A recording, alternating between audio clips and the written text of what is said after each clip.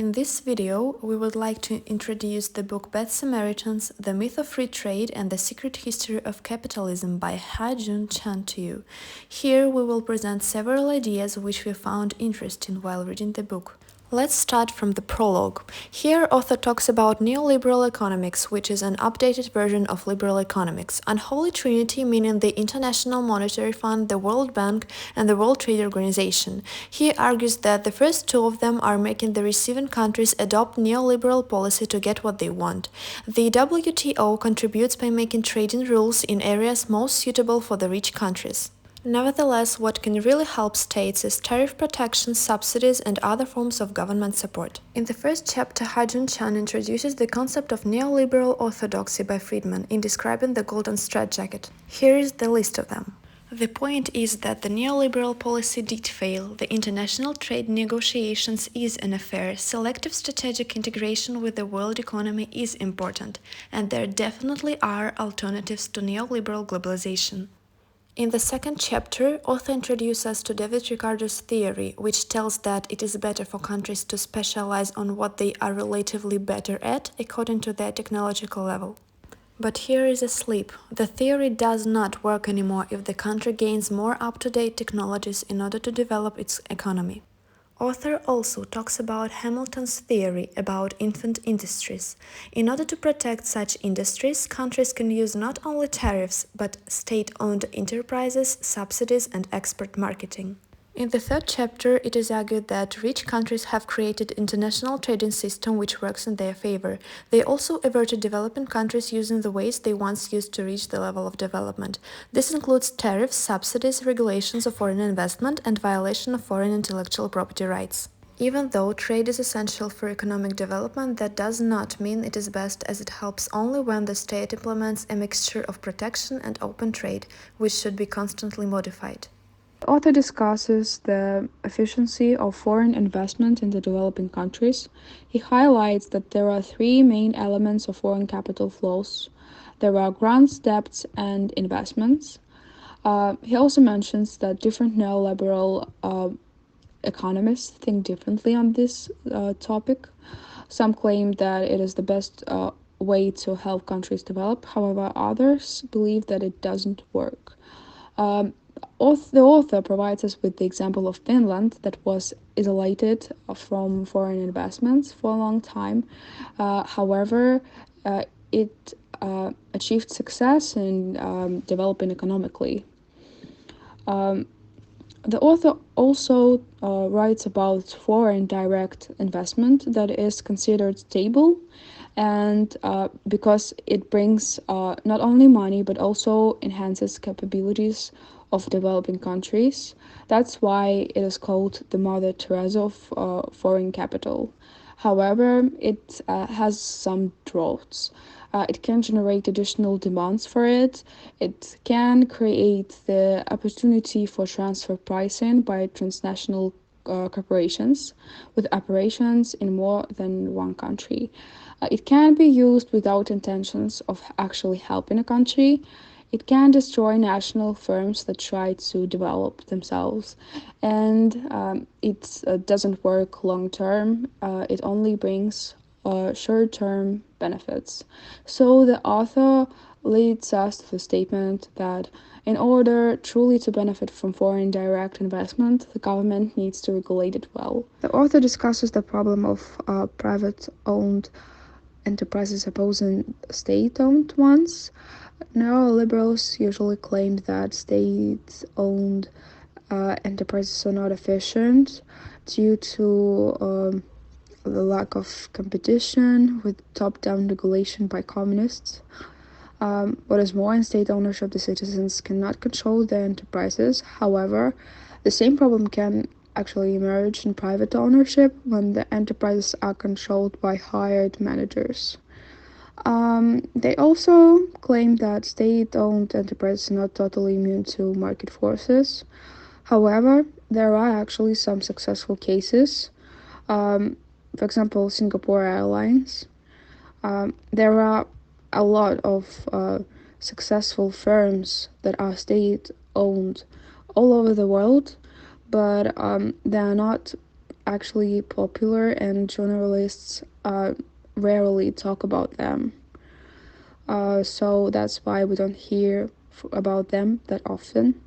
The author also talks about privatization.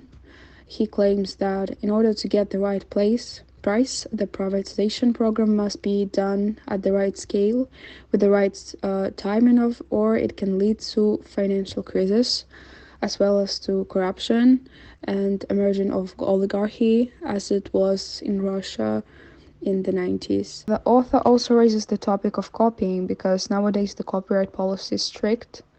However, protection of intellectual property rights and patents lead to monopolies, and it is essential for some developing countries to copy from the developed ones. So the author made a statement that we need to get the balance right between the interests of patentees and the holders of copyrights and trademarks and the rest of society. Chapter 7. Inflation is a process of money depreciation which results in a decrease of purchasing power of the population and is usually regarded as an economic phenomenon that is feared by many country leaders.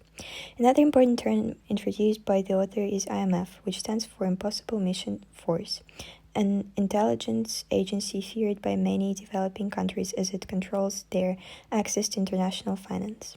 Signing an agreement with the Impossible Mission Force is crucial when developing countries get into balance of payment crisis. Neoliberals argue that inflation is bad for economic growth. They say that lower country rates of inflation, the higher is economic growth. Low inflation is a necessary condition for investment. When achieving low inflation, neoliberals say that there are two main routes: monetary discipline and financial prudence. Although the consequences of moderate inflation have not been proven, some say that it may be compared to rapid economic growth and job creation. Nevertheless, there are those who consider any inflation bad as neoliberals, who argue that the inflation seriously harms recipients of fixed income salaries and pensions. Author agrees that although low-rate inflation protects money-earning process, the method used will eventually reduce prospects of future earnings. Another possible tool to lower inflation are strict money and fiscal policies. Nonetheless, they still lead to reduction of economic activity, which consequently lowers demand for labor, increases unemployment, and lowers wages. Bad Samaritans talk about the importance of high real interest rates of monetary discipline. Although they didn't have strict monetary policy when they needed to create new jobs and provide income, when the rich countries would get into recession, they relaxed monetary policy and increased budget. The main theme discussed in the 8th chapter is corruption and its consequences on various countries. Due to corruption, some states are in distress, others show adequate or even excellent results. Moreover, the author introduces the term bribe, which can be defined as transfer of material values from one person to another. According to this explanation, it doesn't necessarily have a negative effect on the economy. It is easier to buy the dignity of poor people as they will agree to anything, even to sell their vote in exchange for basic goods. Bad Samaritans, based on the idea of economic liberalism, consider introducing additional market forces in private and public sectors to be the most effective way of fighting corruption. However, these measures are proven to be ineffective. The link between corruption and economic development is very complex. There are countries which are drastically corrupted but perform well economically. Moreover, this phenomenon often exists due to large market forces.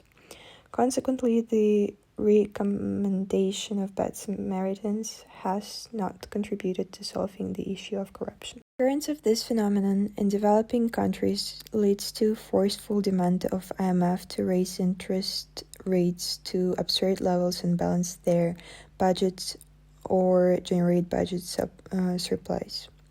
This cause of action may result in unemployment and spark riots on the streets.